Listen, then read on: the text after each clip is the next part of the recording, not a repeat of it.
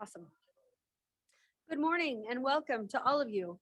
Today is Thursday, October 20th, 2022. It is 9:50 a.m. Welcome to the final meeting of the Regional Growth Committee, the Wasatch Front Regional Council for this entire 2022, which is insane to me. I cannot believe we're almost to the end of this year. Anyway, we appreciate each of you joining us. We're going to turn to Andrea and have her do a roll call for us, if that's okay. If you would, yes, thank you. And then we'll go around here. Thank you. Mayor Ramsey, online today we have Andrea Pearson, Roger Borganicht, John Pullman. I'm guessing that's Mayor Bott, Matt Wilson, Andrew Gruber, Ted Knowlton, Andrea Olson, Mayor Hales, Ryan Beck, Monica Zoltansky, Kendall Thomas, Kendall and Harris, Meg Townsend, Kevin Van Tassel, Jordan Chandler, Mike Sobzak, John Larson, Robert Schmidt, Rosie Hernandez, Nathan Cherpesky, Matt Dixon, Jim Harvey, Evelyn Everton, Lauren Palmer, Hugh Van Wagenen, Dina Blaze, Rob Jolly, and Karen Lang. Thank you. Thank you. Okay, let's go around the room here in person as well, if we can. Let's start down here. Thank you. Jordan Chandler, WFRC. Mike Sopchik, Communications, WFRC. Carlton Christensen with Utah Transit Authority. Brian Horrocks, North Salt Lake. Andrew Gruber with WFRC. Ed Knowlton, WFRC. Natalie Hall, Bluffdale City. Lyle Gibson with Farmington City. Brigham Miller, Farmington City. Brett Anderson, Farmington City. Bert Granberg, WFRC Analytics. Jory Johnner, WFRC Long Range Planning Group. Megan Townsend, WFRC Community and Economic Development.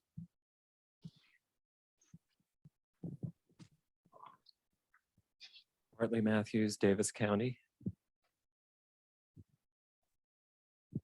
Eric Isom here with Farmington. Marion Florence, WFRC Finance. Miranda Jones Cox, WFRC Government Affairs. Marsha White, Economic Development. Cody Lutz with Envision Utah. Michaela Jordan, WFRC Community and Economic Development. Christy Dahlberg, Community and Economic Development, WFRC.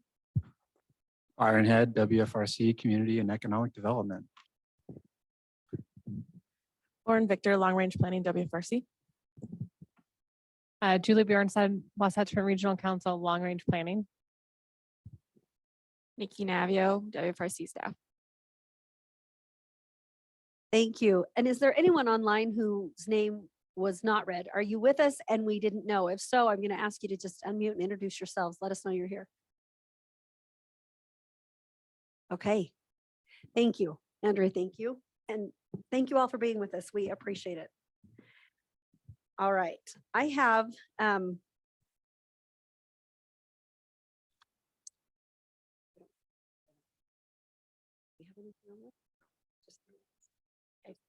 okay. I'm going to ask if anybody's had an opportunity to review the minutes that were sent out from our August 18th, 2022 meeting. And if so, if there's a motion to approve those minutes or any recommendations to be changed. Okay, I'll ask for a motion then. Madam Chair, I move that we approve the minutes. Thank you. Appreciate that, Mr. Christensen. Can I get a second? I'll second. Thank you, Mayor. Any additional discussion to the minutes? Okay, seeing none, all in favor of approving the minutes from the Regional Growth Committee meeting held August 18th, 2022, please say aye. Aye. Aye.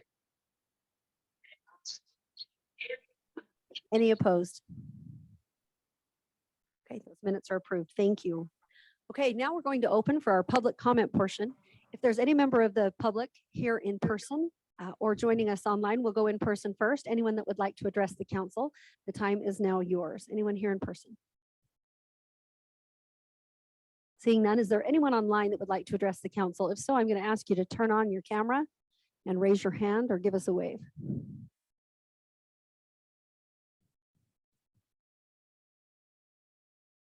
I don't think we're seeing anyone. Nope. Okay. All right. Seeing none, we will close the public comment portion of our meeting. Thank you. All right. Item 3 on the agenda, we have a discussion about the Wasatch Choice and the 2023 through 2050 Regional Transportation Plan. That is what we do, and we're looking forward to this conversation. And a special welcome in advance. It's not for till the next agenda item, but I felt at the beginning I wanted to give a special welcome to our friends from Farmington City who are joining us today. Thank you so much for being here. All right, the Wasatch Choice Vision, you know, is our shared vision for regional vision. It's our regional vision for growth, development, and transportation. We are in the late stages of updating this RTP, and it's on schedule to be finalized in May. We've talked about that. Right now, WFRC is in the process of hosting the Wasatch Choice Transportation workshops around the region to get the feedback on the draft transportation plan. And so far, they've been done in Box Elder County and Southeast Salt Lake County. Northern Weaver County is next Monday, and there are 5 more over the upcoming weeks. I know we've talked a lot about that in the Southwest area. We know ours is November 7th. We know that we'll plan to be there. These are such important opportunities for us to focus on the details of the plan in your area. This is the best time to give key feedback. Take the marker, look at the map, mark it up, talk about it to get together as cities and as regions, talk about it with the planning staff at Wasatch Front Regional Council. This is important. So I encourage you and your city councils, planners, bring your staff, your county councils, commissioners, please bring your people and participate in these workshops. And if you're not sure when they are, we can remind you when they are. The folks here have those far more memorized than I do. I just know November 7th is the southwest part of Salt Lake County. But it's the final step in our regional transportation plan development. So we want to understand and anticipate the revenues and how that constraints affect the timing and prioritization of these transportation projects. So we have Jory here. Jory John is going to highlight the revenue and how it compares to our needs. They never seem to match. The revenue and the needs are never congruent. They're always a little out of balance. And that is the game that we all play, that fine line we try to walk to figure out how to maximize the investment, right? And make sure that we're meeting as many needs as we can with the resources available. So we're then going to discuss other strategies that are being explored, right? To help fund this in addition to transportation projects to optimize our transportation system. So Jory, we'll take your expertise. Take it away. Mayor, can I interject one thing? Sure. You mentioned the upcoming workshops. Yes. And you're probably, Jory, planning on doing this already, but can somebody drop in the chat the list or map or whatever of where the workshops are as a reminder? That's one. And then 2, there's a lot of people online today. It's nice to have our friends online. Some of you have cameras off and mics off. We're going to pay attention to you. Okay. So if anybody has any comments or questions, I'm looking right into the camera. If anybody has any comments or questions as we go through this, please feel free to speak up, and Mayor, we'll keep an eye and let you know if anybody wants to raise their hand or speak or put something in the chat. We just want to make sure that everybody online feels that they're engaged and can participate in the discussion. Thank you. Appreciate that. And yeah, if somebody could drop that in, I don't know the dates of all of them. So if somebody has that available to put it in the chat, that would be awesome. Thank you. About 10 slides in, I think, or so. You'll have it in there. So we can. All right. pause So on that pay if we close wanna attention to cover it. these slides. Right. 10th-ish slide will have the date for your area. Okay. Thanks, Thank you. Mayor.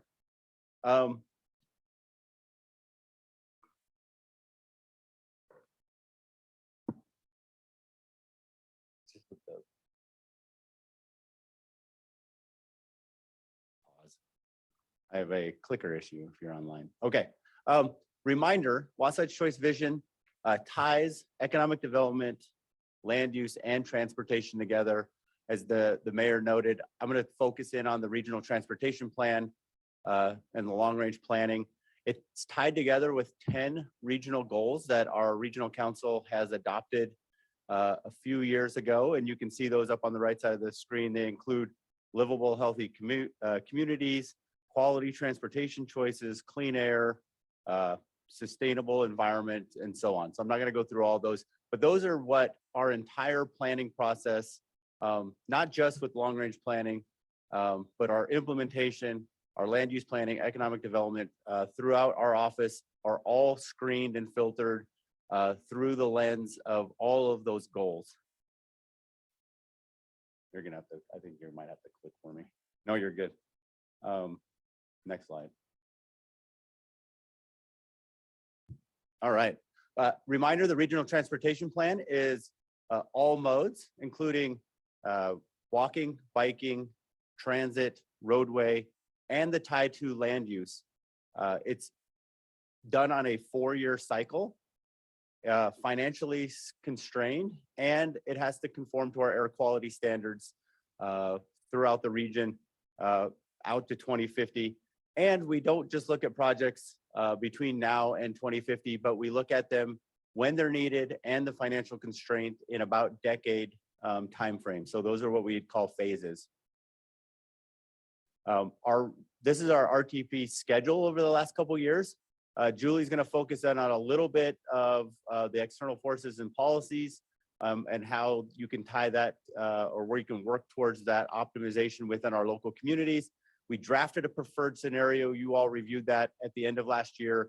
We've done need-based phasing, and now we're at the spot where we're doing our fiscal constraints. We'll move to public comment next this winter and final adoption in May of 2023. Want to focus in on the revenue and project costs. And you can see here a little bit of background. We've worked with the state, all the other MPOs, UDOT and UTA on a financial model. And we've done this for about 15 years since we've started the Unified Transportation Plan. And we look at all these sources on the screen here. And we look at existing sources and reasonable new funding sources. So it includes local option sales tax, vehicle registrations, transit fares, the collection at the buses or the trains. We look at what kind of federal funds are coming towards transportation. Some new sources we look at are additional local option sales taxes. I believe we have about 4 quarters across the region, but our long range plan expects that we'll have a few extra local option sales taxes about every 10 years. An adoption of a new one seemed a fairly reasonable assumption for us. New vehicle registrations, and then some federal transit grants and project and funding sources like that.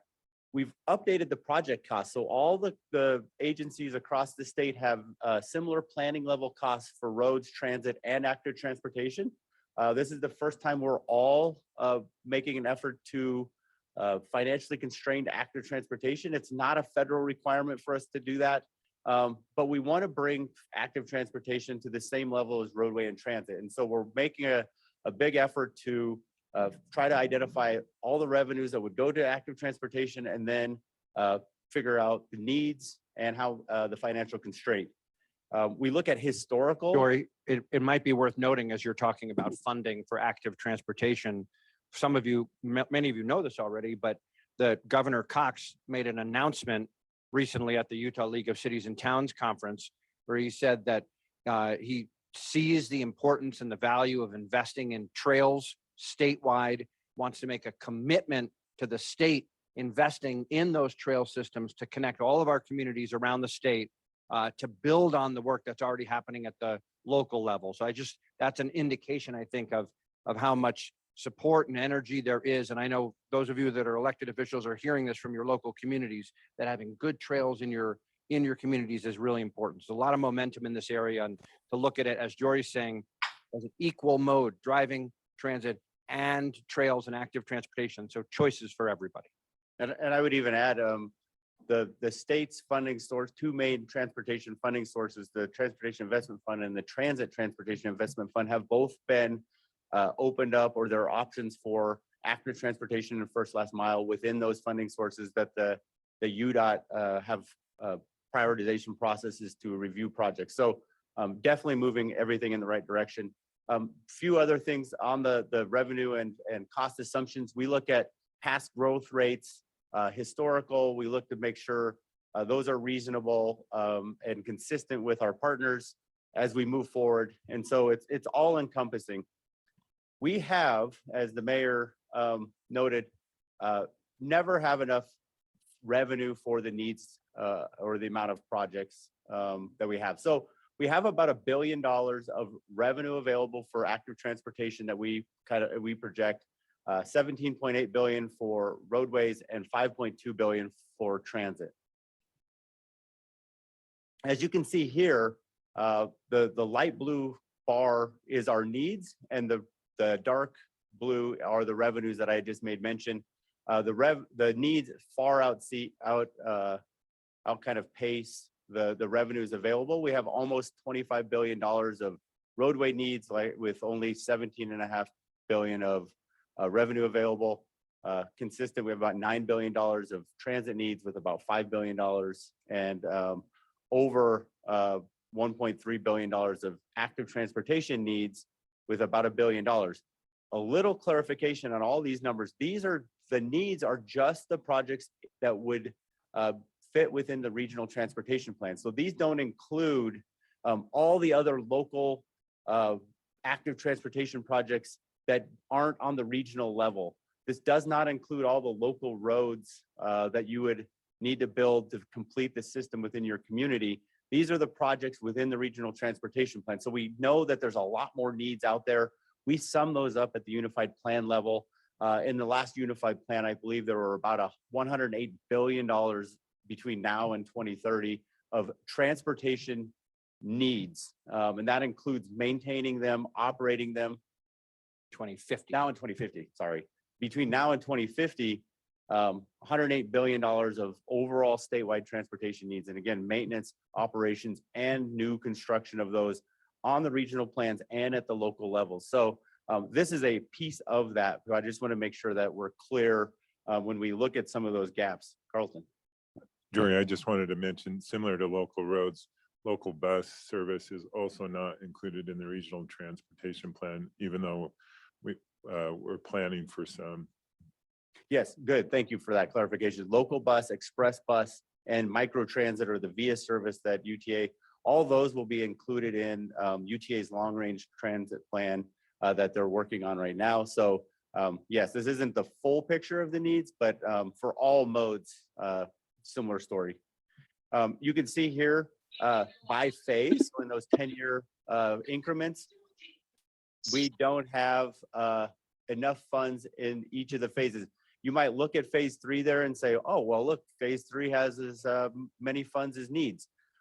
Not true, because if you took the needs that aren't funded in the first 10 years, similar to the past 10 years, we still have those needs. They're still a top priority. Those phase 1 needs on this chart here move to phase 2. We financially constrain them in phase 2.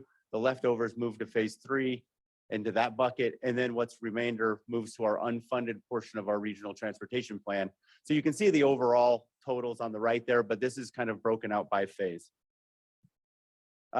We have not been developing our draft financially constrained plan in-house only at WFRC. We've been working with UDOT and UTA weekly in some cases. We've worked with your planners and your engineers through our technical advisory committees, Transcom's TAC and the Regional Growth Committee's TAC to review these projects. So there have been eyes on the projects that we will be taking out to you at these workshops that the mayor mentioned.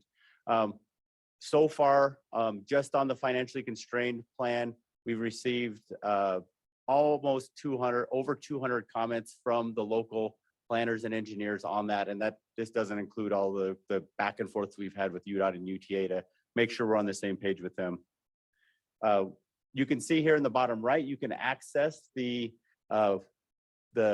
draft regional transportation plan. We'll provide this information. We'll have maps available at the workshops, but I wanted to throw it up there. There is a comment feature at the bottom, but it's a really nice interactive map that you can sort projects by type: transit, active transportation, roadway.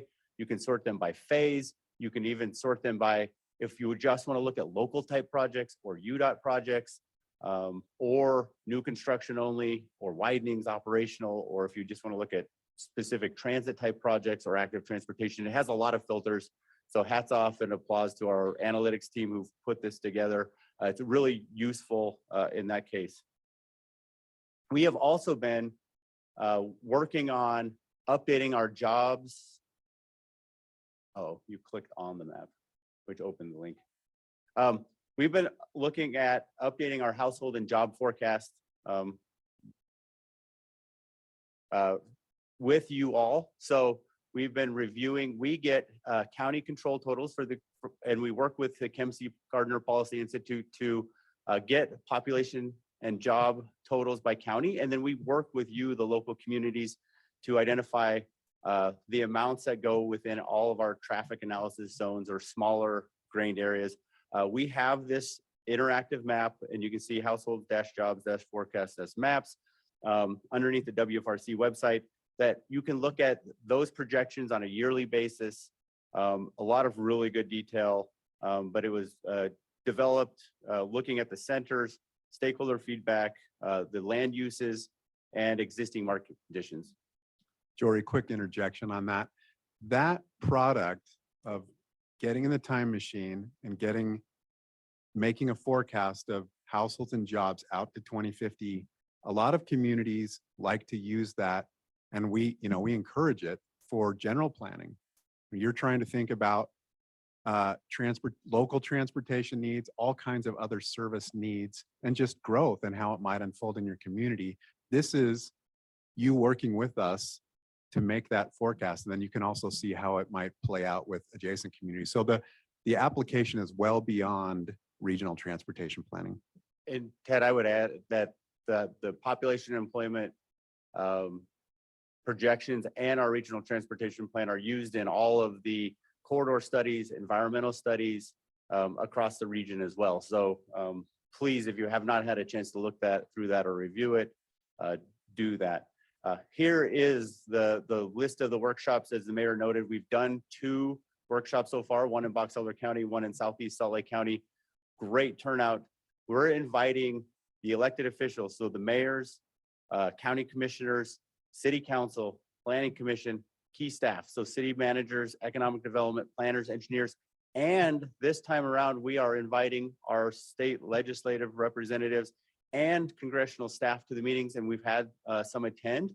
The bar has been set at Southeast Salt Lake County. I think we had over 50 participants, so I'm expecting the next 6. You all encourage your staff, your planning commission, city council, mayors to attend these meetings. As Andrew may note, really interactive in that. We want your feedback and input on the projects and a lot of good information sharing at these meetings. Ted, Andrew, And we both did grab the microphone almost at the same time. So go ahead.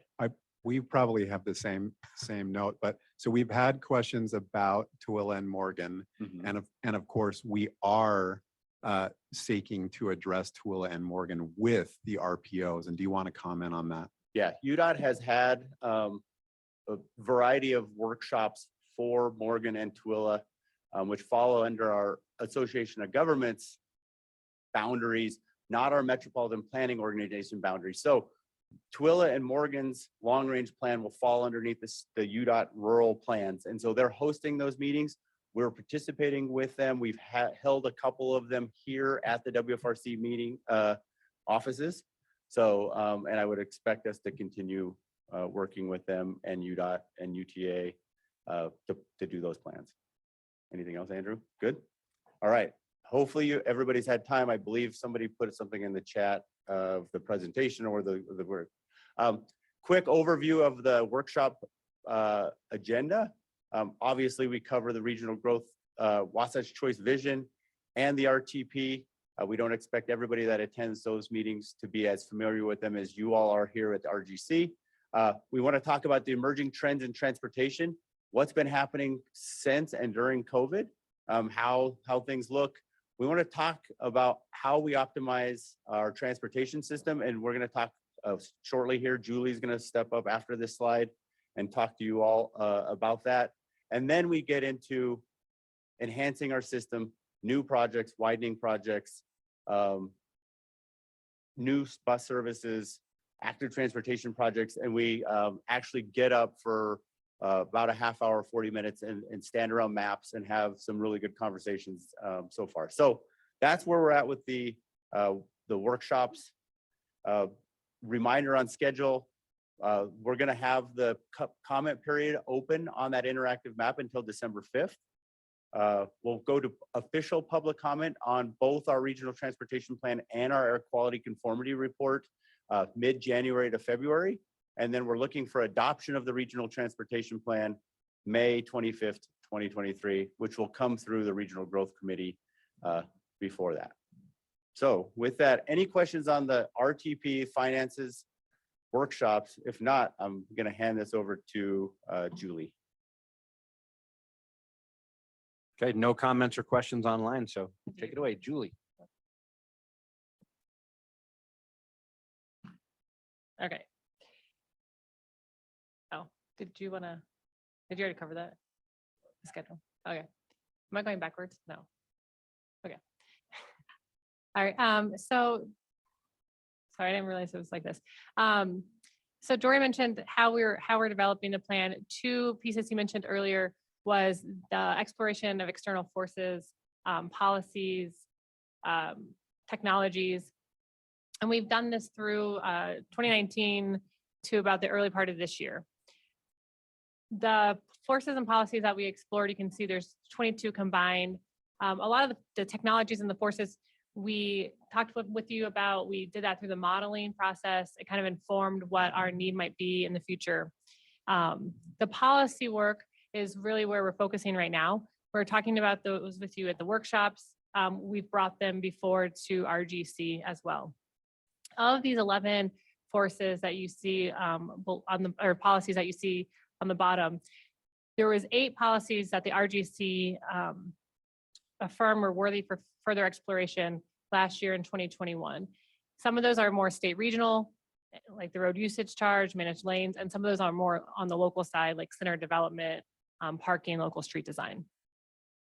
So one of the main reasons that we're presenting these to you is that there's basically 2 ways that we can improve transportation and mobility in the region. One is by building new infrastructure, providing more capacity. The other way is that we can optimize the system that we already have. And so these policies help us do that optimization. We are in the process of developing the plan, and Jory mentioned all of the investments that we'll be doing on the infrastructure side.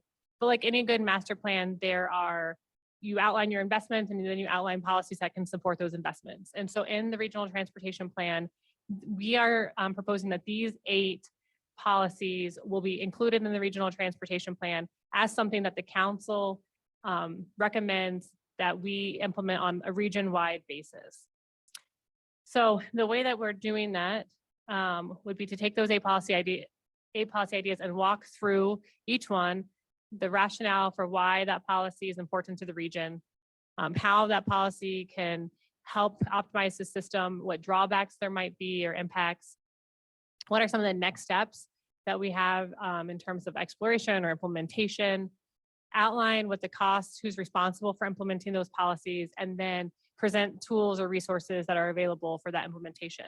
And I'll just go back to this slide again. In terms of the exploration, I just wanted to mention some of that work has already gotten started.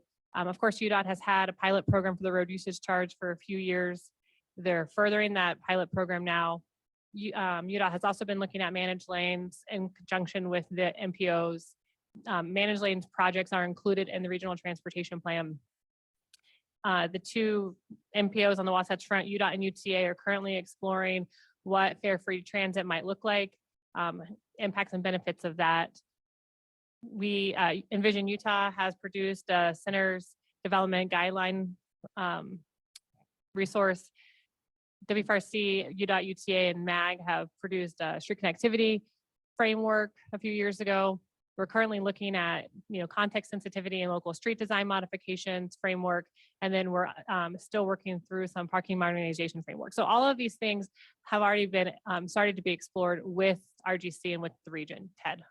And then the one that Julie didn't mention is congestion pricing. And I did want to note that when we had the conversation with Regional Growth Committee a year ago, you said as a body, hey, it is worth exploring and we have concerns and issues to work through. We understand that. So that one I think is a little bit different. It's more, we just need to explore it further as as a council with our transportation partners. Thanks, Ted. So I just wanted to put that out there, what we're planning on doing in the regional transportation plan, the policies that we're planning on exploring, and then will be included in the plan as something that we support for region-wide implementation. Are there any questions about that approach or those policies? Carlton, trustee. No, you're good. I've been called worse. I will say it's really more of a comment about how those overlay and integrate. By far the majority of our passengers are carried on bus, and bus relies on roads, and how the roads connect matter. And I was just thinking as we're going through the proposed 5600 West Express ends at the red line, and we want to take it further south. And South Jordan is working on a local road project that may enable that to go further south. And so how those roads connect and how they overlay. And it was also interesting to, in a presentation on the EIS for Little Cottonwood Canyon, and the 13,000 comments they received, congestion pricing was a very popular topic that with a lot of support. And, it may not work everywhere, but I think there's clearly corridors where you have to put a little bit of a price to access on it. And those are important conversations to have. So anyway, sorry, they were just comments, Yeah. no questions. No good comments though. I don't know if L9, I can't see, so no, we're good. Okay. If there's any further comments, Ted and I are available to talk through those or provide more information about the studies that have been done.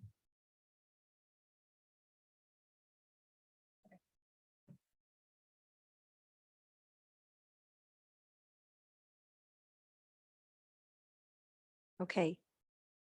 Jory and Julie, awesome as always. Is there anything more for your portion of the presentation? No? Okay, thank you so much, both of you. Appreciate it. All right, item 4 on our agenda, station area planning per HB 462. Today is a monumental day. It is the first time we've ever had an opportunity to review and consider Farmington, their certification request. Farmington City is the first city to come with their station area plan. We very much appreciate you being here and being a good model for all the rest of our communities that are just in the early stages, right, of figuring out station area planning. So House Bill 462 was a milestone bill, you'll recall, that was adopted earlier this year to help address Utah's challenges with housing availability and affordability. And one of the key elements of that bill, I'm kind of preaching to the choir. Most of you know this, but it's worth reminding all of us because it's significant and it impacts all of us so much. One key element is the requirements for cities with transit stations to develop station area plans. This was an effort to encourage more growth to happen in the most appropriate places, consistent with our Wasatch Choice Vision. And so the cities that are required to address shared goals included related to housing, but cities decide how to do it. That's kind of the beauty of this. It's a we have to figure it out, but we get to figure it out, right? And so it helps us to maintain our local control over land use. Wasatch Front Regional Council and MAG have been given 2 primary responsibilities by HB 462, provide technical assistance to the cities in developing their station area plans and certify that the station area plans satisfy the statutory requirements. So, as I said, today's a big deal. It's a milestone, and we get to consider Farmington's station. I almost said Farmington Station because you know that we all affectionately refer to it as Farmington Station, but this is Farmington's station area plan as the first for consideration. So we appreciate Mayor Brett Anderson from Farmington being here, and he's brought some of his finest folks with him, just a great team from Farmington. We appreciate you being here, and they're going to share some thoughts. First, we're going to turn to Meg Townsend. She's our Director of Community and Economic Development, and she's going to discuss this item, and then we'll get to hear from our friends in Farmington. Thank you, Mayor. Just one second. Let me look. Okay. Oh, you don't want to see that.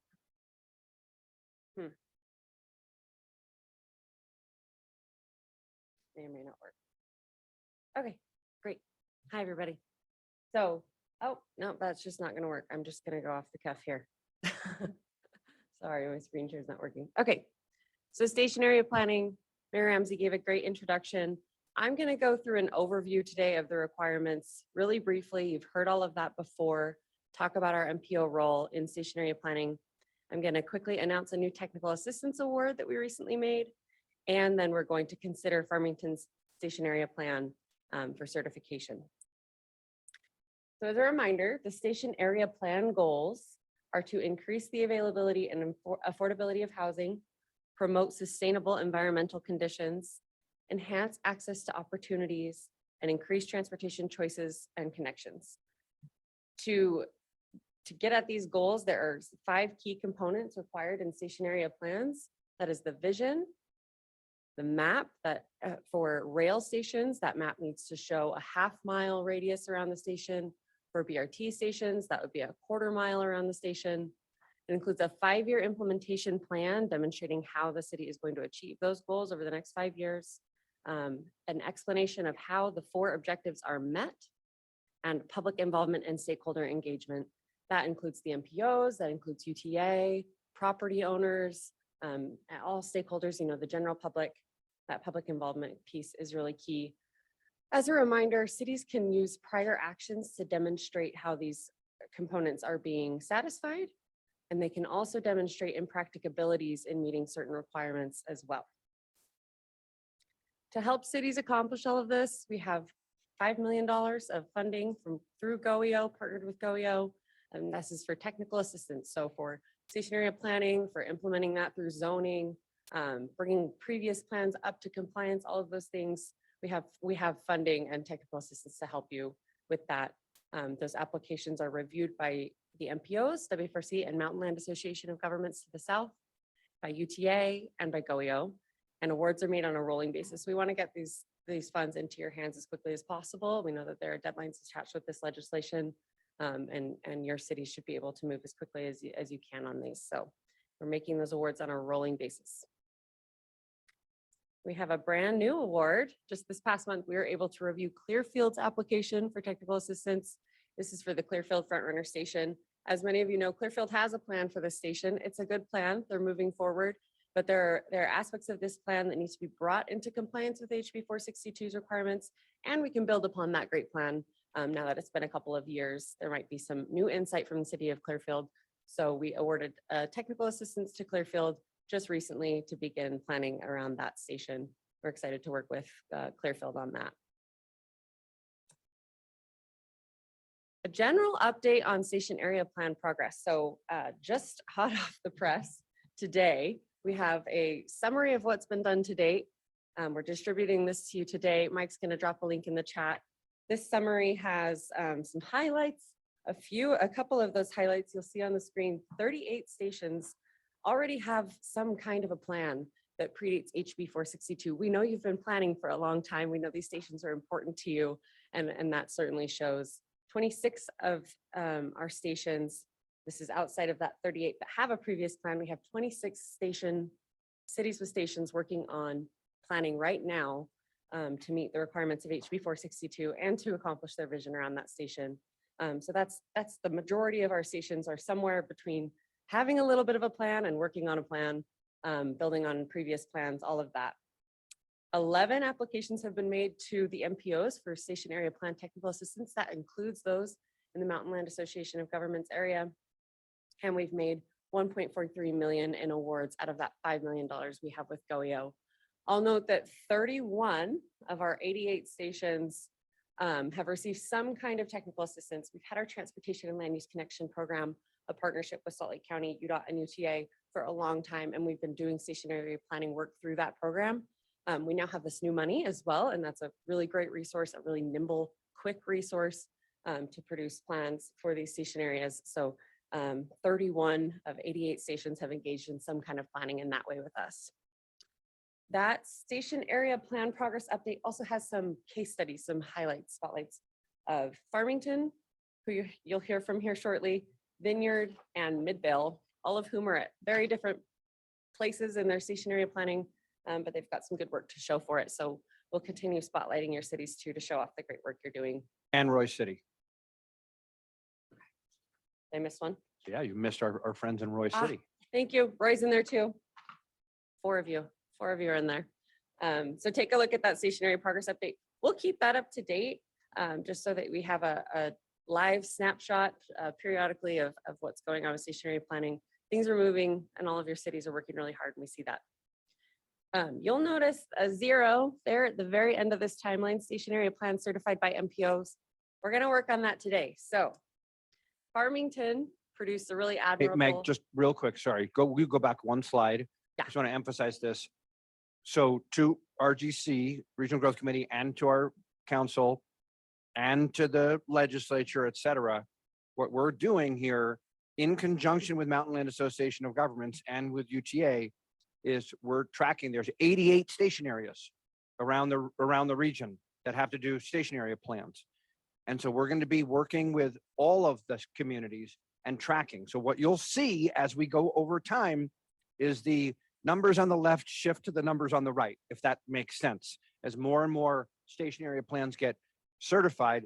And I'll just say, I leaned over to Mayor Ramsey and I said, isn't it exciting that we did all this work in the legislative session to create this structure and this policy, and now we're actually implementing it? And she said, it is really exciting. And you know, what's really going to be even more exciting is when the development is actually happening on the ground. So that's what we're looking forward to. But we're going to be continuing to provide updates to all of you about progress as we go through the months and years to come. Awesome. Yeah, I guess there could be one more bubble at the end there, which is brilliant transit-oriented communities in our region, and we'll get there slowly but surely. Okay, our first station area plan submitted to the MPO for certification. As a reminder, back in May, we talked about this, right? The MPOs within HB 462 are responsible for reviewing and certifying station area plans. We have a way for cities to submit those to us. Now, with Farmington being the first one, we're going to do this today. We're going to start. So Farmington produced a wonderful plan for the Farmington Frontrunner Station. This station area plan builds on a lot of planning work that's been done for a long time in Farmington. A lot of that with us, partnered with the Transportation and Land Use Connection Program. Just a lot of previous planning and visioning has gone into this. I'm going to give you a really brief summary, and then I'm going to turn to our friends from Farmington to talk about this. You know, it builds on the station park work, provides better access to the station and to surrounding communities. It really gets at all of the goals set out within HB 462. And one thing that is really exciting about this plan is it's been going on for a lot longer than HB 462 was around, but it still gets at those goals, which to me highlights that A, Farmington has been doing great planning work, and B, HB 462 really does reflect what we should be talking about within these station area plans. So Mayor Anderson, Brigham, and Lyle are here. Lyle, I'm going to turn to you first to talk about this plan, if you'd like. I'll give it a try. So thank you for having us here today, and excited to share a little bit about this plan, and looking forward to hopefully your support on moving this forward. I think Megan gave really a great introduction to that, and there's been a lot of planning effort in prior to this that I've sort of just walked into. I've been with Farmington City a short amount of time, but members of the council and the current mayor and others have really been looking at this area with a great amount of detail and foresight for many years, with the hopes of creating something special for the city, Davis County, and the region, and primarily in creating an office environment and creating jobs. And they've learned throughout the process that, you know, having a mix of other uses and things there is so important. So what this does, many of you will be familiar with the Farmington area, and as was stated, Farmington Station, most of which is built out to some degree that'll infill over time.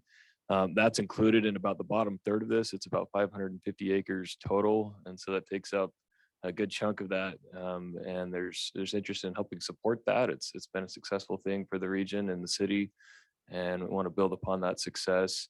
But just north of that, north of Park Lane, and there's about 330 acres that is greenfield, and it has a lot of potential.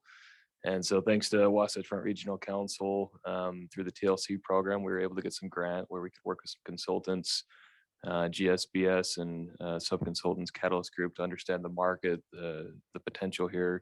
And the plan that's been formulated has a variety of uses, helps us understand how We anticipate that office to come into place that's so desired, some mixed areas, different retail, commercial and residential. Ultimately what this plan's for, I'll pull up my little cheat sheet numbers here. Again, most of it being in the south, there's roughly 1 million square feet of existing retail type uses, 500,000 square feet of office. And currently we have about 700 housing units just in this area that's been developed. The plan anticipates within this area that will add, so on top of all that, another 2.1 million square feet of office space, about almost 400,000 square feet of additional retail, and we're anticipating about 4,400 residential units to fill in this area. So, we hear a lot in the mayor, probably more than I over many years, that there's, keep the farm in Farmington, and this is very different. But we're excited to see what's happening, and hopefully we can work with our property owners and developers to make it happen in a tasteful way and an effective manner. Of that 4,400 units, much of that is entitled. So again, a lot of work has been done in the past. Zoning is in place, agreements are in place. There's been a lot of land assembled. We have just a handful of property owners who control a lot that are capable, and we'll see move forward with this development. You see that office tower on the top left of the screen here. Our planning commission tonight is looking at the first steps of a site plan of one of our first office buildings. So this stuff is happening. If you were to head out there today, you'll see construction equipment throughout. The major road systems are under construction and underway. They'll take some time. If you can look at the yellow dotted lines through there, the city is leading that project to bring those into place. We have developers currently under construction of housing projects. It seems to be coming first, but a lot is happening. So roughly 634 units are under construction of residential as we speak, and nearly 1,500 more are in their early stages of plan review and entitlements as well. So a lot of this is coming to a head pretty quick, and once that road system's in, we'll see it even more. So and then maybe just one other note with the TLC program. So of interest to make this work within Farmington City, it's pretty intense, and with the road systems that we have, we know to make it function, there's going to be need to support alternate modes of transportation. That the road networks aren't going to carry it all. We don't want it to carry it all. Our trail systems are extremely important within the community, and it's a high priority and high value. This thinks about that. We have a transit circulator down in Station Park, and had some ideas of a remote hub, as we're calling it, within this. So we've been fortunate with the TLC program to get some additional participation to help us further explore those transportation and alternate modes that we can help support this development as it comes along. So I think just yesterday, looking at Christy, she's confirming that, yeah, we got the RFP kicked out. And so we're hoping to get started on that here in the coming months. And we're excited to see how that pans out and work with our partners at ETA together with that as well to understand some options. I think with that, Mayor, I don't know if there's more to be said or any questions. Thank you for having us here. We feel like the first child in a family, the first child gets raised differently than the other children. So that can be good and bad. But we're excited about what we have. I got on the planning commission. That's a pretty profound statement. Was that the planning commission? I was on the planning commission back in 2010, and we were talking about this. So it's been over a decade, and they were talking about it before I got on, and we'll be dealing with this for another decade. So this is, we're not exaggerating when we say this will be a 20-year plus project from concept to build out. So we're excited. It's like Lyle said, it is different than what people are used to out in Farmington, but it's a good different. We're offering a housing option that isn't currently available. We have a unique opportunity regarding some land next to the train station that could actually provide a lot of affordable housing, but we're going to need some legislative help on that. So when you meet your representatives, let them know to support Farmington's efforts to address the property next to our train station. That can be a huge opportunity for us to contribute to the housing, a solution to the housing problem. But other than that, we're excited to be here. We're excited to have our plan considered for certification. This is a huge deal for our city, and it'll be huge for the region. And I don't know how else to say that. Yeah, Brigham. When in a past life, I worked with GoEO, which is what at the time was GoEd, and Spencer Eccles would, along with the governor, would always reference the secret sauce, Utah's secret sauce, which was how well people work together. And I think we would be remiss if we didn't mention, Jordan Swain and Beth Holbrook and our consultants and all of our partners from WFRC. We got 2 rounds of grant funding for the TLC to be able to actually pull this thing off over 24 months. And that's vitally important for us. And we're super appreciative of everything you do. As the mayor mentioned, we've been going hat in hand to the legislature to get some assistance for some funding. And I want you to know that a large part of that is them relying heavily on what is WFRC's input on this and what is their feedback. The legislature pays very close attention to your efforts, obviously, and it's vitally important that we have your support. So thank you for inviting us. We appreciate that. Thanks so much to our friends from Farmington for being here today. The mayor says this is a 20-year project, and absolutely, but our Farmington friends were kind enough to have us up in Farmington a few weeks ago, and it's coming to life now as we speak. It's exciting to see a Wasatch Choice Center growing out of the ground. What's been a colored polygon on a map for a long time is really coming to life. So great work. Okay, so we're going to jump into what is our Regional Growth Committee role in certifying station area plans. In your packets, you'll see a few things. You're going to see the Farmington Station Area Plan submission. That includes a form that's the form that we have on our website for cities to go in and submit their station area plans and tell us how they've accomplished everything that needs to be accomplished. You'll see the plan itself. So this is a pretty large document if you go to open it. You will also see a resolution from Farmington City stating some impracticabilities. This is surrounding the half-mile buffer around the station. If you'll take a look at this map here, you can see some pretty major barriers between the freeway, the freeways there. Lagoon is part of this station area. The city of Farmington did what they could to enhance connections throughout the city, but there are some land use limitations, of course, within the station area. So there is a statement of impracticability and a resolution for it. You'll also see a draft resolution for the Wasatch Front Regional Council's certification of this station area plan.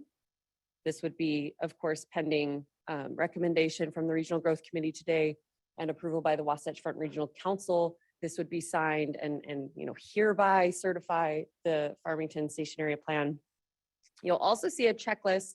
This is our staff review that we've committed to do for you in advance to go through all of the requirements in HB 462 as they apply to station area plans and give a staff recommendation to you.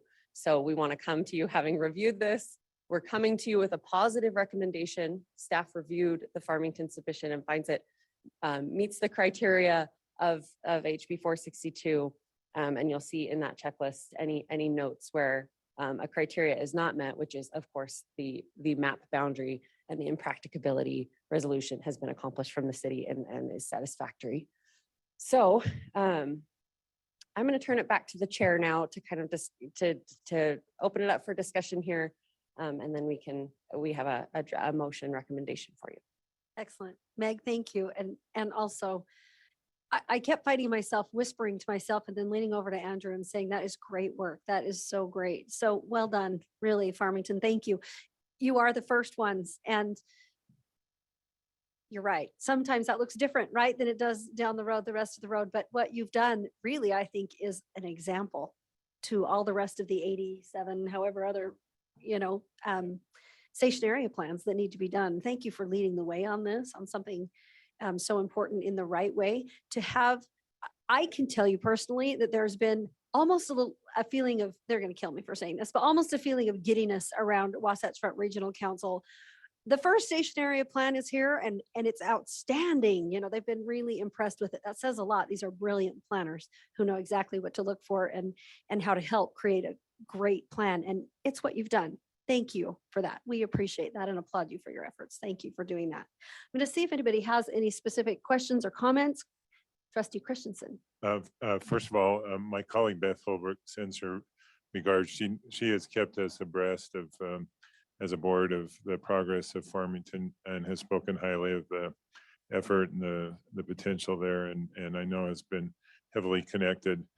I will just a little bit on a humorous note, as the baby of the family, I know that I'm the chosen one, and but I owe that success to my oldest brothers who kind of forged the way and set the example. And so certainly I think I'm being the first out of the gate, you do that. And so anyway, I think this also is a great setting the tone of where we want to go. And it's not just about the planning, it's about what gets constructed afterwards and how it integrates and how it hopefully organically comes together, because that's usually what makes successful projects, both for the community and for the development community. And so I think, as it gets implemented, that's going to be a really important piece. So well done, and thanks for your efforts. Thank you for that. I just want to piggyback on that note, because I think it's important to just highlight that is the point of station area plans, to help create long-lasting, sustainable, quality projects that are going to enhance quality of life and provide access to opportunity through housing options and access, right, to transit, to transportation, retail, all the things, jobs, everything connected. That's the goal of this. That's why we're doing this work, and it is to help promote quality of life. This is not intended to take away quality of life. It will look different, right? You mentioned this is a different look for Farmington. A lot of our communities, I think, are that way with some of these. But this station area planning really has, you're going to be able to help set the tone and show communities across the state how this can be really beneficial for everyone. So thank you for that. And to that point about other communities around the state, just looking online, I see Mayor Zoltansky from Sandy, I see Mayor Mendenhall from Salt Lake City, and others who are working on their station area plans now. We're very happy to be able to provide assistance to many of those communities. So more to come as we go here. Thank you. Anybody else here in the room have anything that you'd like to ask or say? Okay, is there anyone online? If so, please raise your hand with the little button. Turn on your camera, let us know. I'm not seeing anyone. Okay. Okay. With that then, I will ask, first of all, for your staff recommendation, and then I will turn to this committee. Madam Chair, staff makes a positive recommendation for the certification of Farmington's Front Runner Station Area Plan. Thank you. I will ask the members of this group here with us, both in person and online, if this committee, anybody would like to make a motion, or if somebody would please be willing to make a motion to recommend to the full Wasatch Front Regional Council the certification of the station area plan for Farmington's Front Runner Station. Madam Chair, this is Mayor John Pullman from Fruit Heights, and I would gladly make that motion. Thank you so much, Mayor. Is there a second? Kevin will second it. Kevin Fantastic. Thank you. Appreciate it. All right. Any additional discussion? All right. Seeing none. All in favor of approving the recommendation to the full Wasatch Front Regional Council for the certification of the station area plan for Farmington's Front Runner Station, please say aye. Aye. Aye. Any opposed? Congratulations. Yeah, and well done. Thank you. It's not something we usually clap for, but I kind of think it deserves this because this is a big deal. It's a big deal. Well done. I mean, maybe it's something we usually clap for. We've never done it. So now it is. Now we just started. That's what it is. Well done. Thank you. All right, moving on to item 5 then. Meg, thank you. Transportation project updates. We've got some folks here that I'm excited to welcome. We've got representatives from the Governor's Office of Planning and Budget, from the Utah Department of Transportation, as well as Wasatch Front Regional Council to discuss 4 very significant in-progress transportation-related projects. First, we're going to hear from Laura Hansen, who's joining us online from the Governor's Office of Planning and Budget with an update on our statewide growth conversation. And then Tiffany Pocock, she's the project manager with UDOT for the I-15 Farmington to Salt Lake EIS. And she's joining us online as well. We'll hear from Tiffany after that. Then we'll go, and it's okay if you don't memorize this, I'll come back to you, but we're going to hear from Brian Allen with UDOT, Transit Program Director. And then Bert Granberg, WFRC Director of Analytics. We'll go more into all of those details when the time comes. So let's start first with Laura Hansen with an update on our statewide growth conversation. Thank you so much, Mayor. I'm going to share my screen with you all here. And I am not going to do a formal presentation because we're short on time, but I just wanted to share with you a couple quick updates. We have an official name and branding for our statewide growth conversation, and we are calling it Guiding Our Growth. And let's see if I can go to my next slide here. This is our brand for it, Guiding Our Growth, a statewide conversation about Utah's future. And we have been out and about visiting a whole bunch of different places around the state. We have visited Weber County, Davis County, Monticello, Price, Richfield, Cedar City, St. George. We're going to Vernal next week. In early November, we'll be in Colville, visiting the Wasatch Back, Utah County, and then circling back to Salt Lake County in Taylorsville on the 10th. And, we've gotten some great feedback at all of these different workshops. We've modified the agenda fairly significantly after the first 2 based on some input, just trying to make it a more useful event for everybody. And I think we've got a great plan moving forward. Just to tab through these slides really quickly without actually doing the presentation, just so you can get a feel of what we're sharing and kind of the look at the process. We talk about how there's so much to celebrate in Utah. We talk about the reason that we're growing is because lots of Utahns stay here for generations, and others recognize all that we have, and so they move to join us. What makes Utah great also makes Utah grow, and we're projected to continue to grow. And this is something new that we've added in feedback to some of the questions that we've heard. Some folks are saying, let's just stop growing. And so we thought, let's drill down into that a little bit. What does it mean to stop growing, and how could we actually stop growing? And we broken this into existing residents and then new residents. And with existing residents, the ways that we could slow our growth are decrease our birth rate, have fewer babies, or lower our life expectancy. Not my favorite choice. And so neither of those is really desirable, and it's not enough to stop the growth for that matter. And so the next piece is looking at our new residents. Why do they come here? Well, they're drawn to our strong economy. They like our beauty of our state and our culture. And although I think housing is outrageously expensive right now, if you're coming from Silicon Valley, the cost of living is probably actually pretty affordable. So our options are slow the economy, limit Utah's beauty or change our culture, or raising the cost of living here by maybe charging more taxes, maybe issuing, we're issuing fewer business licenses. I don't think any of those things are things that we really want to take on in Utah. So that's what just kind of setting the baseline of what does it mean to stop growing. So the reality is, we can't stop the growth. It's coming, but let's make sure that we're going to grow in the right way. One thing we've noticed as we've been out visiting around the state is, although up here along the Wasatch Front, our communities feel like they are bursting at the seams, and there's a lot of sentiment that, boy, we are growing way too fast. That is not an experience that is universally felt across the state. We have parts of Utah that really are quite stagnant, or growing very slowly, or even projected to lose population. And so part of our statewide conversation and the policy moves and investments that we need to put in place, that the results of this or the outcome of this really needs to reflect those differences and maybe help drive growth to some of those communities that would like to see more. We talk about growth benefits. We talk about growth challenges. Key message, it's not if we grow, but how we grow. And then the topics that we've heard the most from as we've been out traveling the state are water. We hear a lot about water concern. We hear a lot about housing affordability and housing availability. We've been hearing a lot about infrastructure and how can we get from point A to point B efficiently. We've heard a lot about how a desire for people to maintain the culture and the identity of their communities as the communities grow, and some anticipated feeling of loss that might change. And then also we've heard a lot from folks about one of the things that they love so much about Utah is access to open space. And so how can we continue to preserve that?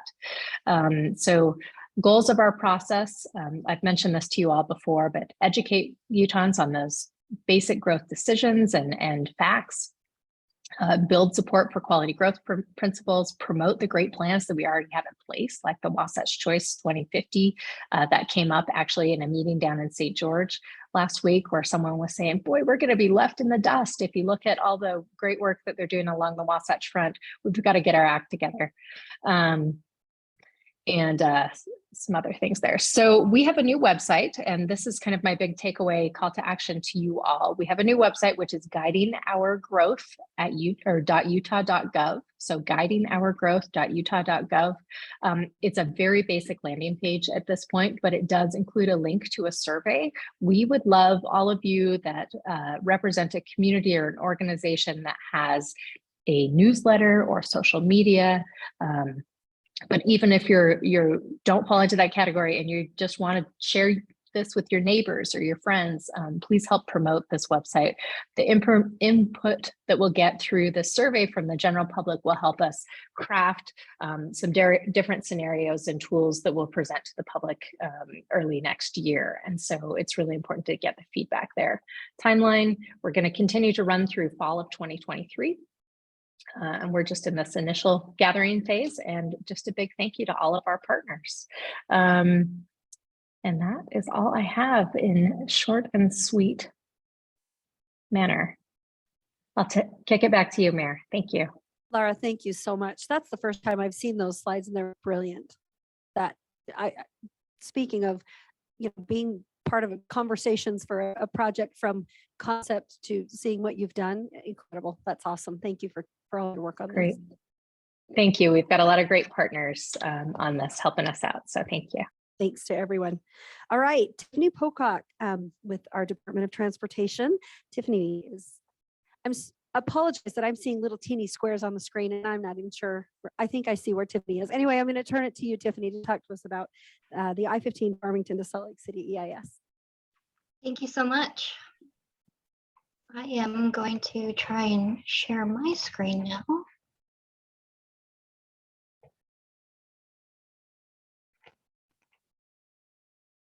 Okay. How do I work the PowerPoint? Get this out of the way. Can everybody see my screen? Yeah, we can see it. Okay, I am Tiffany Pocock. I am the project manager at UDOT that is working on this study along I-15 from Farmington to Salt Lake City. I really appreciate the opportunity to give you a quick update on where we're at in the study. Just a quick reminder about the environmental impact statement process. As many of you are aware, you all were very helpful during the purpose and need and scoping phase of the project, where we went out and listened to what your constituents thought was the need of the corridor.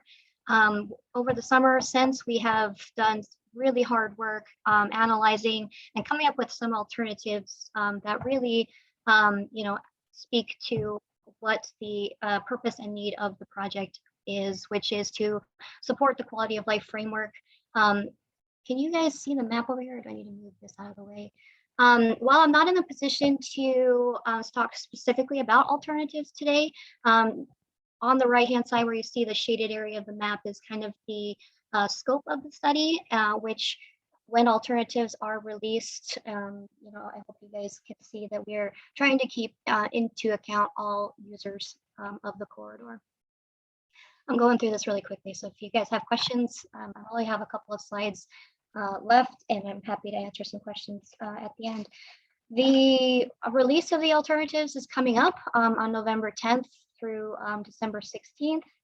We're really excited to share that content with you. We're having a robust outreach where we're having some of these open houses, as you can see, the first one being virtual on the 14th, followed by the 15th and 16th being in person. We are also planning on going to city presentations with you all and doing direct mailers actually to all of the constituents in the corridor. So I went through it really fast. If there's any questions, we will be in touch starting November 10th. We are also having some local area working groups put together that make up a diverse model of the people in the corridor as well. They get some feedback on what we heard from scoping. Tiffany, thank you so much. This is, I assume you can tell, but this is Ted Knowlton speaking. As I was working with Mayor Ramsey in assembling this agenda, part of the reason that we thought that this project would be such a great one to highlight is for two reasons. One, it's a significant transportation project for our region. But two, and Tiffany talked about this, it is being undertaken to in accordance with a quality of life framework. And that is kind of a really different approach for doing a freeway EIS than has been done in the past. It's sort of a new thing. And Tiffany, can you comment on that or tell us a little bit about what that means? Yeah, I'd love to. So yeah, when we were putting together the purpose of and need for the project, and I can stop sharing. Are you guys still seeing me or are you seeing my slides? We see you. Okay, cool. Yeah, when we were putting together and developing the purpose and need for the project, we actually took the 4 components of the quality of life framework: better mobility, connected communities, improved health. They are all stitched into how we approach the alternatives for the project, really balancing all users with, the needs of the corridor, moving goods and services on I-15. It's been a really, really delicate balance to think about. Moving cars is just as important as moving, people. And I hope you guys will, like I said, I'm not in the position to share specific alternatives at this time, but I hope you guys can really see the delicate balance that, of that in the alternatives. Thank you so much. Thanks, Ted. Thank you, Tiffany. Thank you. All right, we're going to move to Brian Allen. Brian is the UDOT Transit Program Director, going to talk to us about transit and Point of the Mountain and what's being done. Some of us know quite a bit about what's being done there, but would look very forward to an update from Brian. Great. Hello, everyone. Let me, do you want to present, Ted, or is it easier just for me to pull it up? And Whichever you prefer. We do have the slides ready to go if you'd like us to do that. And if you want to share on your end, that's fine. Have you share them and I can speak Okay. to it. So when I share it, it takes up both my screens and I'll put my notes somewhere else. So.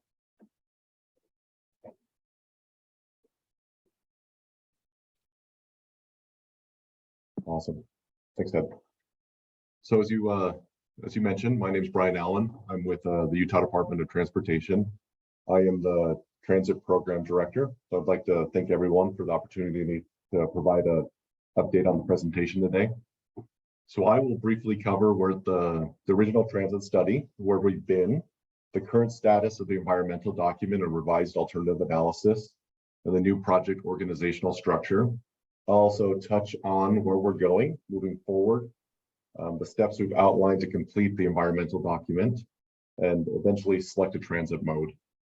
I'd also like to thank UTA, particularly the project manager, Marcus Bennett. It's no secret that UDOT is new to transit. UTA and the project stakeholders have been great to work with as we get up to speed and ask a lot of different questions. So we recognize this is a very important project, and we really recognize all the collaboration and partnership that has gone into moving this project forward. So the next slide, the purpose of the project, it's pretty straightforward. We're all familiar with the point of the mountain and the geographical challenges it poses to transportation and development. But I'd like to note this is a great example of how to proactively develop both transportation solutions focused and economic development at the same time. It's really focused on creating mobility between southern Salt Lake County and northern Utah County.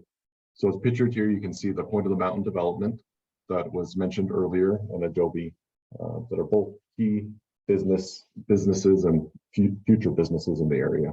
And this transit project will really help connect those to Front Runner and drive that economic development and mobility in this constrained area. So timeline, the next slide shows where we've been.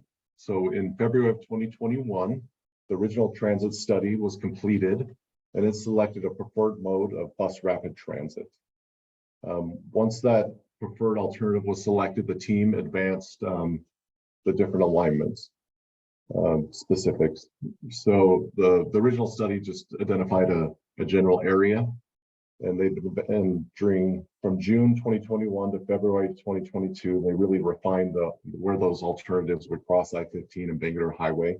As I mentioned before, this area has some unique geographical challenges, and those are some really large structures that took some time to identify where they should go. During the 2022 legislative session, House Bill 3 and House Bill 322 were passed. This legislation reorganized the delivery of state-funded transit projects and provided guidance who should lead these specific projects based on the scope and funding. So projects that are fixed guideway, which are either commuter rail, light rail, or bus rapid transit that have state funding in a large public transit district, became the responsibility of the executive director of UDOT. And the point of the mountain and strategic double tracking were both mentioned in this legislation, HB 322. House Bill 3 required the revision of the alternative analysis that was completed in February of 2021 to look at rail and BRT in greater detail. So over the past few months, we've been working to complete this revised alternative analysis and begun working on completing the environmental document. So you want to go to the next slide, Ted, please. So we've interpreted rail, and we're including two different rail options in our revised alternative analysis. So this revised alternative analysis will evaluate light rail transit. So LRT, it's probably the most familiar rail mode. The UTA track system is light rail. It's powered by overhead electrical wires. XMU refers to a multiple unit train that can be powered by either diesel or electric. UTA currently doesn't operate a system like this. The picture on this page is actually an XMU, or it's actually a DMU unit in Texas. XMU is unique that it can run on front runner tracks, which will provide additional service options for the train. And finally, BRT, which stands for Bus Rapid Transit, is a type of mode where buses operate in their own lane away from cars, which provides a more reliable, quicker service. UTA currently operates BRT on its system. An example of BRT is UBX down south, and soon to be open OGX up north. So over the past few months, we've been working to refine our rail alignments. As I mentioned before, we had refined our BRT alignment shortly after the selection of preferred alternative. So our alignments are shown on the map on the right. The alignment would start at the Draper Front Runner Station, travel through the Point redevelopment site, and join the UTA corridor. UTA purchased a significant amount of rail corridor, and that's where the majority of their system has been developed. on the east side of I-15 and continue to Lehigh. The alignment for BRT and rail are very similar, except for BRT makes a connection to the Lehigh front runner station, and the rail option does not. However, a bus would be provided to make that connection. And that's due to the built environment makes it very challenging to build a rail bridge to connect it to the Lehigh front runner station where a bus can run mixed flow and traffic. And as I'm presenting, if you have any questions, feel free to jump in. So next, I want to focus and discuss some of the key criteria that will be used in the revised alternative analysis. So capital cost is obviously an area of big concern. So we'll be looking at, as I mentioned, BRT, light rail, and an XMU. And we'll be diving into those capital costs very, very deep. We're advancing design of high cost element items, for example, structures. I-15, as I mentioned before, in Bangalore, there'll be very large structures there. So we're advancing those designs to better understand those costs. And we're actually taking a very unique approach on determining these capital costs. UDOT is contracted with 2 independent cost estimators. So we're taking the baseline design and having those costs estimated independently of one another. And we're going to have those 2 estimates compared to really hone in the costs for each mode. So we'll be doing 6 cost estimates, 2 for each mode, and comparing those and having additional conversations concerning risk and contingencies that are required. We'll also be taking a deep dive into the operational costs and how operations is affected based on mode selection and ridership and economic development. So all these elements, those 4 elements I mentioned, are really play into the factor of how competitive a project is for federal funding. So it's really great to have a really strong understanding of that, and you can really determine how competitive this project will be for federal funding. The current federal funding process from FTA is known as the CIG program. It really is geared toward funding existing routes and making them more robust. This project, as I mentioned before, is very visionary in that we're proactively addressing transit. However, that makes it a little more difficult to be competitive for the current capital investment grant program, which is mainly used to fund large capital projects from the FTA. We'll also be looking at the different modes and how they connect to regional connections and the environmental impacts, which is part of the environmental analysis. So we are completing, the next slide, Ted, illustrates that we're completing a federal document under the federal environmental, in line with the NEPA policy under the Federal Transit Administration. So this will ensure that the project is eligible for federal funding. And the environmental impact statement will consider the impacts of the project or the proposed action to the built and natural environment. The next slide shows a high-level overview of our project schedule. So I went through it in detail and talked about our revised alternative analysis. All those metrics will be key in determining which mode will be selected. In parallel with the mode selection and mode review, we'll be completing an environmental document, and we'll be reaching out and having periodic stakeholder meetings. The next large milestone we have will occur in March. We'll release the revised alternative analysis, which will detail and provide information for each of those modes and all those evaluation criteria I mentioned earlier. So decision on mode will really be driven by those evaluation criteria, economic development, cost of the project, and schedule factors for implementation. So I covered a lot, and I spoke very quickly because I know we're running out of time. So I wanted to just open it up and see if there's any questions or additional comments. We also have a website that I'll paste in the chat or send out to the group.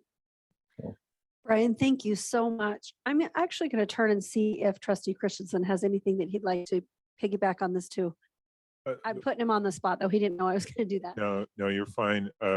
Brian and the UDOT team have been very inclusive to us in the conversations. And as he's mentioned, our project managers continue to work with them.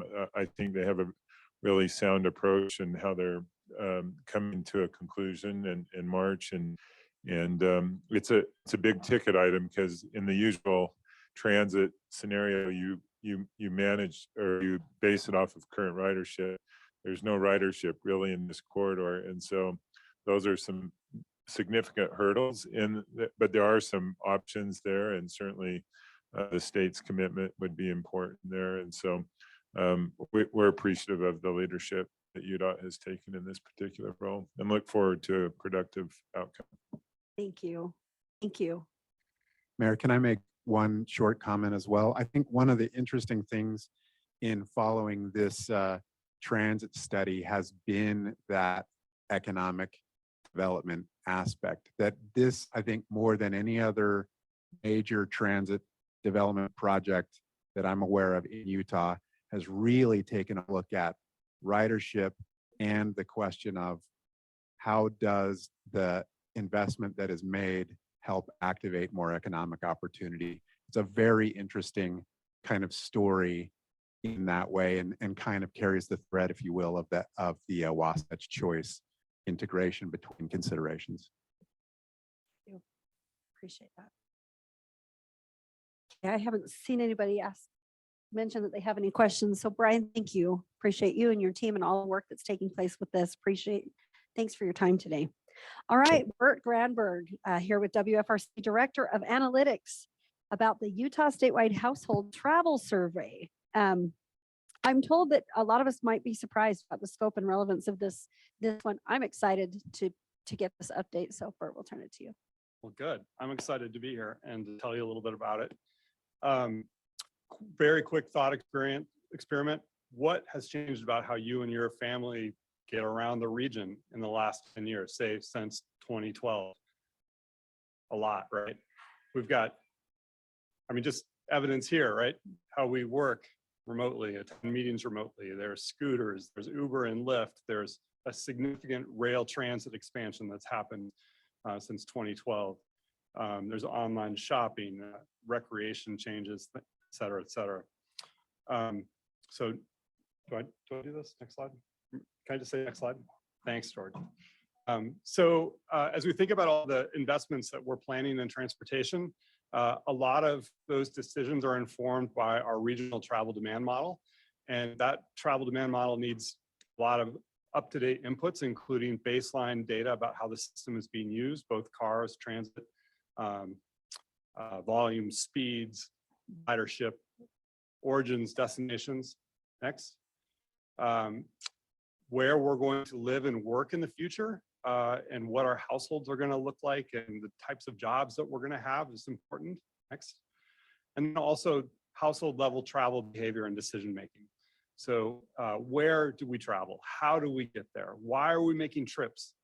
And how do we expect that how we travel is going to change as our region continues to change and our infrastructure continues to change? Well, the last time we did a household travel survey was in 2012, and a lot has changed since then, right? So that information that informs our model is starting to show its age, and it's time to do an update to that information. So with our transportation partners, we are planning to do a statewide household travel survey in spring of 2023, kicking off toward the end of February, likely going through June. We're going to survey over 9,000 households and 4,000 college students. We have a consultant, RSG, that's leading the way with the goal of producing this really important information for our travel model, and also information that will be very much of interest to local planning efforts, academic researchers, right? This is longitudinal. We can look back at what's changed since 2012. And then also, I think, to the general public audience, just learning the landscape of travel in the region. So very quickly, the approach is we will invite all these people to participate. There'll be some randomly selected households. The majority of the survey will be address-based selection. There'll also be some agency contacts lists leveraged to, in particular, reach hard to survey populations. And then we'll have the colleges and universities help us gather participation from students. And during the survey, this time around, we're going to be using a large portion of the survey. We'll be using a smartphone-based app that will have volunteers in the survey log their travel over the course of 7 days. This is different than what we've done in the past, but will also be part of this survey process, which is a one-day travel diary and also telephone interview process. And we're going to incentivize people to participate so that we get a representative sample. We'll ask a lot of basic information about like what kind of vehicles people own and bicycles and what their household characteristics. But then we'll also have the opportunity to insert 10 to 15 sort of topic of the day type questions relating to transportation and land use as well. So this is where we are in terms of the process. We are establishing the requirements for the survey through the end of this month. And then we move into phase 2, where we actually work with partners and stakeholders to design, and our consultant to design the survey questionnaire and how the sampling process will take place. And then phase 3 is implementing the survey, and you may at next time or this time, not this time, February, March, sometime in the spring next year, you may be one of the folks selected to complete the survey for your household. And of course, all the information will be compiled and weighted and synthesized to produce sort of a final report and data set that we can all use going forward. And that's the update for now. There might be more information forthcoming in the next couple meetings. Awesome. It is awesome. I'm excited for this. Thank you. Anybody here have anything you want to add?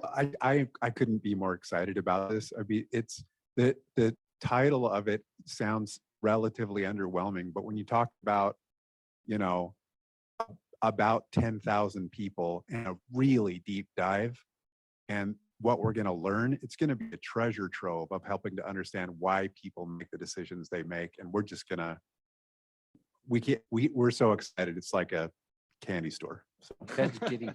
Yeah, I know. I'm telling you, there's a lot of giddiness around this place. There's so much good work being done and so many good things happening. And I love to see that because we've got hardworking folks here who are experts, who are excited when things come together. It's good.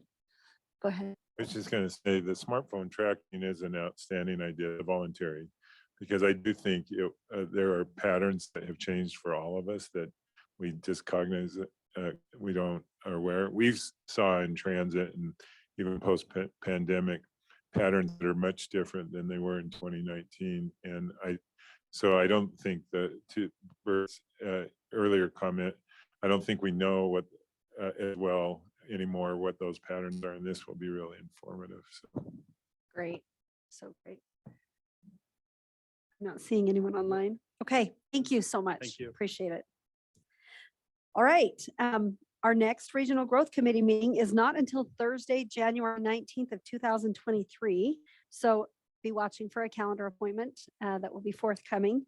And as we wrap up, I just want to thank all of you for your efforts for being part of this. It's been a privilege for me to get to share this committee with such outstanding folks for the last few years, since I think 2019. Yeah. Anyway, it's an opportunity that I appreciate and don't take lightly. So thank you. I'm grateful for the chance to do this. I don't know if I'll be serving as chair of this committee or not after this. I think it's a reevaluation period the next couple of months. We'll see. But I just wanted to thank all of you for your efforts and for your partnership and your engagement in this.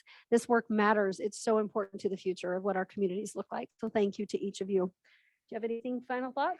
Just a reminder that next Thursday at 2 p.m. is the regular meeting of the full Wasatch Front Regional Council. So for those of you that want more, come on back. Awesome. Perfect. Anything else? Okay. Thank you so much. I'm going to ask for a motion to adjourn. So moved. And I second. could give the second. Okay, good. Is that Mayor Zoltansky? Okay. Yes. Thank you so much. I'll ask for a vote, but it's all in favor. Please say aye. Aye. Aye.